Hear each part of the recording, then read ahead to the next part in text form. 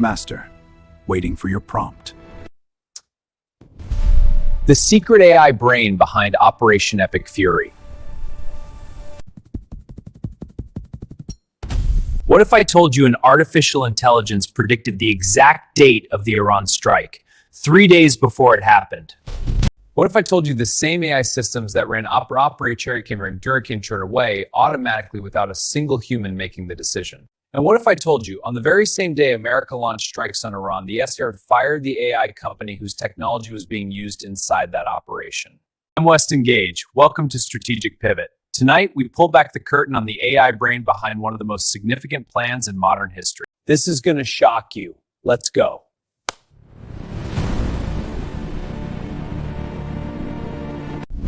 Hit that like button right now, and let's get into it. I'm Weston Gage, and this channel exists for one reason: to give you clear, structured analysis beyond the daily headlines. Subscribe and hit the bell, because today we're covering the story mainstream media is completely missing. The story isn't just what happened in Iran. It's about the future of every conflict on Earth, and it starts with AI. Drop a lightning bolt in the comments if you already heard AI was used in Operation Epic Fury, and a question mark if this is brand new to you. Let me start with the single fact that broke the internet in the AI community. The Jerusalem Post ran an experiment. They gave 4 major AI systems the exact same question. The question was simple: when will the United States hit Iran? Push each AI to give a specific date. ChatGPT said March 1st, and then changed its answer to March 3rd when pushed.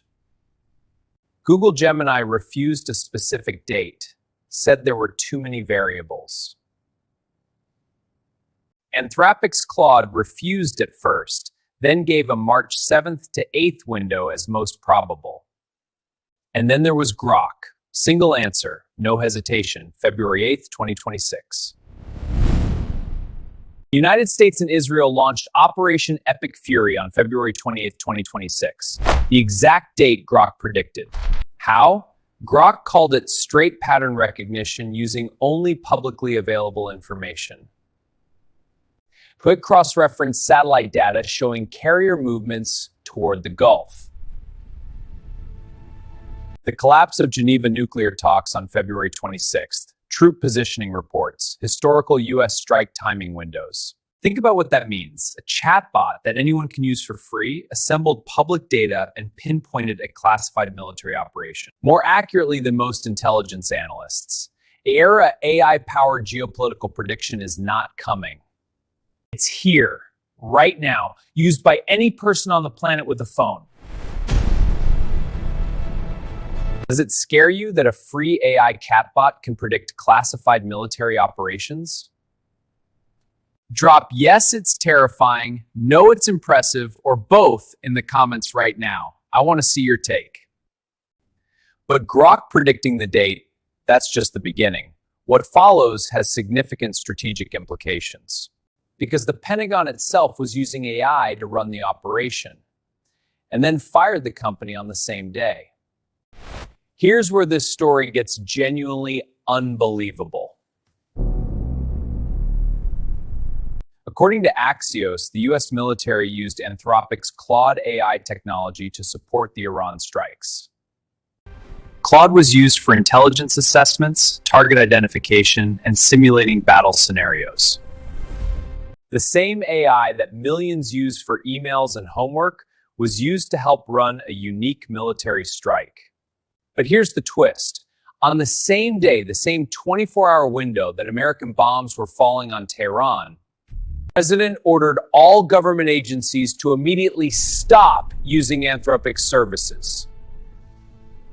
He labeled Anthropic a, quote, supply chain risk to national security.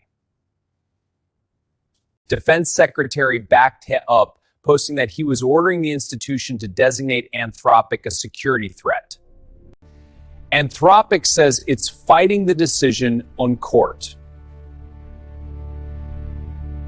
So let me make sure this lands. America used an AI company's technology to help execute a historic military strike. and then said, "Thanks, you're a security risk," on the very same day. OpenAI stepped in immediately. Sam Altman confirmed the Pentagon agreed his technology would not be used for fully autonomous weapon systems. Humans stay in the loop. For now. Same 24 hours. Strikes launched. AI company fired. New AI company hired. The battlefield is now a corporate contract. Should AI companies have the right to refuse military contracts? That's the question I want you answering in the comments.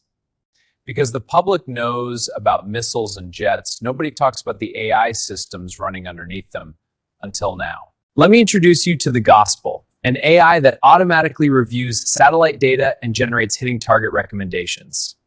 Human analysts used to generate 50 targets per year. The gospel generates up to 100 targets per day.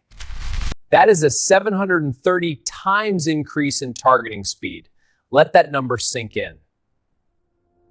Next, Lavender, an AI database that assigns threat ratings to individuals based on behavioral patterns and places them on a prioritized strike list. Lavender identified up to 37,000 individuals for targeting. 37,000. Its accuracy rate was 90%, meaning 1 in every 10 people flagged may have had zero military connection. And officers reportedly had just 20 seconds to review each recommendation before approving a strike. 20 seconds to decide whether a person lives or dies based on an AI's recommendation. Now, Fire Factory. Once targets are approved, this AI calculates optimal munitions, assigns targets to aircraft, and proposes the entire strike schedule automatically. What used to take military planners hours to coordinate, Fire Factory proposes in minutes. Operation Epic Fury hit targets in multiple locked cities simultaneously. No human team could have sequenced that alone. And then there's StrikeRadar, built by one partner product manager with no coding background in just 6 hours using Claude AI. A public AI tool tracked flight data and news to calculate real-time probability of a US strike. Available to anyone on the internet for free. Here's the bottom line on these 4 systems. Without AI, analysts estimate US would have achieved no more than 5 to 10% of its lock list. AI didn't support this operation. AI enabled it. The entire scale was only possible because of these systems.